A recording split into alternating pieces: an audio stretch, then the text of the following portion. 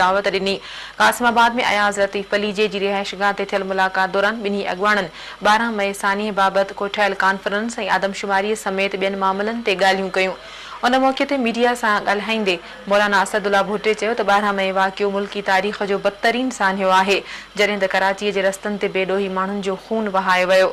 सनद चवणो त वाक़िए खे 4 साल मुकमल थियण वारा आहिनि, पर हुकूमत तोड़े अदलिया इन बाबति को बि तहरुक न वरितो आहे। मौलाना असदुल्ला भुट्टे चयो त जमात इस्लामी 12 मई सान्हे बाबति क़ौमी कॉन्फ्रेंस कोठाई आहे, जंहिंमें सभिनी पार्टियुनि खे शिरकत जी दावत ॾिनी वेंदी। उन मौक़े ते अवामी तहरीक जे सदर अयाज़ लतीफ़ पलीजे मीडिया सां ॻाल्हाईंदे चयो त 12 मई सान्हियो अदलिया जी बहाली लाइ पेश आयो, तंहिं करे वाक़िए में शहीद थियलनि जे वारिसनि खे इंसाफ़ फराहम करण बि अदलिया जी ज़िम्मेवारी आहे। संदसि चवणो त सुप्रीम कोर्ट तरफ़ां जेकॾहिं ॿियनि मामलनि ते पाण मुरादो नोटिस वरितो वञे थो त पोइ 12 मई सान्हीअ में शहीद थियलनि खे न विसारणु घुर्जे।